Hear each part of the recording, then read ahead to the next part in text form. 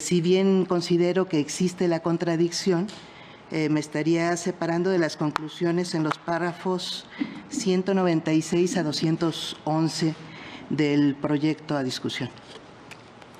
Gracias, ministro. ¿Alguien más? Yo no comparto la propuesta. Ministra Línea. Muchas gracias. Yo quisiera nada más anotar que se está proponiendo que se continúe con la queja de un acto que no es vigente, que incluso puede ser contradictorio a otro acto, que puede ser ya la suspensión definitiva, es decir, puede estársele dando efecto a una queja de una suspensión provisional contradictoria de una suspensión definitiva que se niegue, quedando el juez en realidad en una condición absurda, porque puede estar sancionando a una autoridad que no cumple un acto que él mismo considera que no es válido. Entonces, por esa razón yo anotaría que si bien considero que existe la contradicción, me estaría separando de las conclusiones en los párrafos 196 a 211 del proyecto a discusión. Gracias, ministro. ¿Alguien más? Yo no comparto la propuesta, siguiendo el criterio que adopté la contracción de tesis 37 de 2016. Considero que la materia del incidente es determinar el exceso de efecto, pero no sancionar o establecer que se violó la suspensión, congruente con mi voto en esa contradicción. Bajo esta lógica, el desenlace de la queja no tiene por objeto sancionar o hacer lo propio para fincar alguna responsabilidad penal.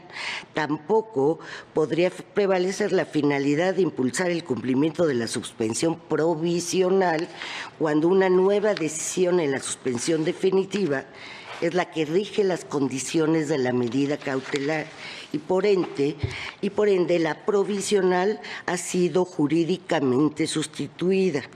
Incluso, llegando el caso de que la suspensión definitiva sea negada o modificada, ¿cuál sería el propósito de impulsar el cumplimiento de la provisional si ésta ya no resulta jurídica ni materialmente posible?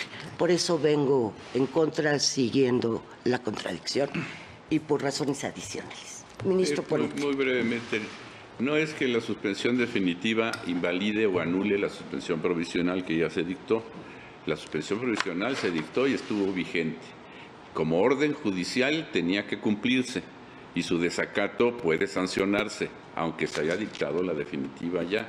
De tal manera que independientemente de que se haya ya dejado sin efecto la suspensión provisional por la definitiva, es necesario revisar si cuando estaba vigente la provisional, la autoridad desacató o no desacató la suspensión. No porque se haya sustituido por la definitiva quiere decir que se invalidó la provisional. La provisional estuvo vigente, era una orden judicial que tenía que cumplirse y su desacato puede revisarse. Ya no, desde luego, exigir el cumplimiento de la provisional porque ya está sustituida. No invalidada, pero sustituida. Gracias, señora ministra. Al contrario. Ministro Pérez Dayán. Gracias, señora ministra presidenta.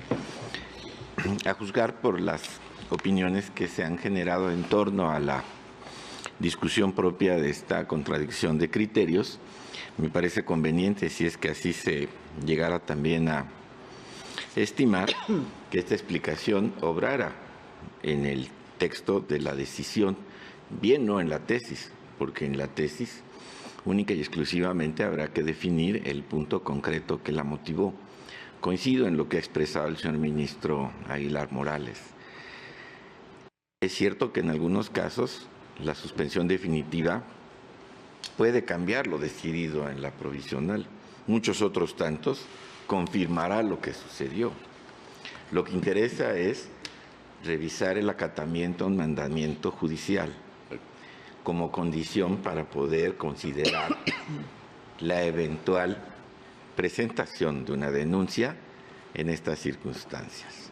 Si el quejoso ha considerado que la suspensión no fue acatada y lo demuestra, habrá preconstituido a través de esta determinación un pronunciamiento específico del órgano jurisdiccional, independientemente de lo que hubiera sucedido con la definitiva, sobre el no acatamiento.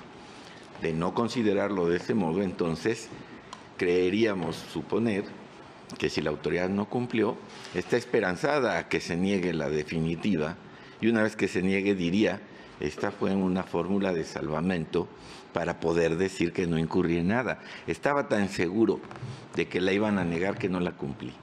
Me parece que la filosofía de la ley de amparo no radica en el cumplimiento eventual de alguna circunstancia, sino el cumplimiento efectivo del mandato de un juez, independientemente de que exista un recurso o que pudiera llegarse a dar el caso en que la definitiva decidiera lo contrario. Obviamente la definitiva se resuelve con más elementos de juicio que la provisional, mas esto no significa que la autoridad de algún modo se escude pensando que habrá de cambiar esta situación con la definitiva y con ello justificarse en el cumplimiento. La filosofía de la ley de amparo es el mandato del juez se cumple independientemente de que después se revoque. Gracias, señora ministra. ¿Alguien más? Creo que tenemos criterios diferentes. ¿En qué consiste, a mi juicio? Lo que estamos analizando es un incidente de exceso o defecto. La materia, a mi juicio, del exceso o defecto, para ver si existe, es precisamente lograr el cumplimiento total de lo que se determinó por el propio juez o por un tribunal colegiado. Pero como lo voté, incluso habemos 3 que votamos en ese sentido, en la contradicción de tesis que analizamos, 37-2016, 3 que seguimos integrando pleno. Hubo una división, unos votaron a favor y otros en contra. Yo desde esa contradicción señalé que no era la finalidad sancionar a la autoridad, que lo que la finalidad era lograr el efectivo cumplimiento de las decisiones. O sea, si se incurre en exceso o defecto, lo que se pretende es que se cumpla en los términos que dijo el juez.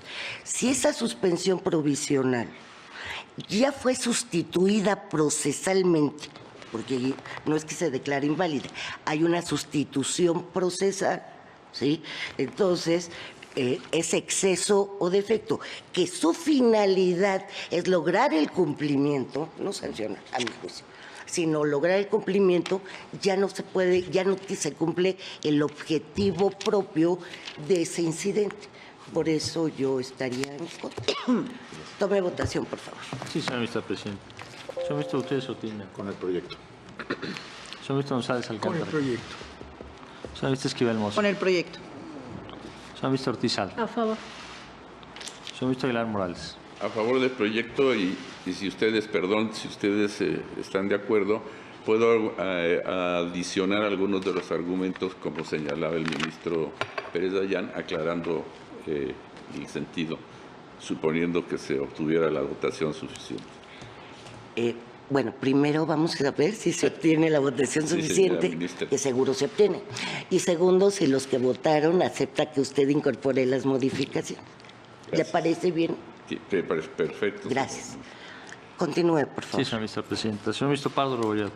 A favor del proyecto y de antemano acepto que se incorpore en caso de que se logre la votación. Señora ministra Batres Guadarrama. En contra. Señora ministra Ríos Farjat. A favor del proyecto. Señor ministro Lainez Con el Potisek. proyecto. Señor ministro Pérez Dayán. Con el proyecto aceptando lo sugerido por el señor ministro Aguilar. Señora ministra presidenta Piña Hernández. En contra y con voto particular.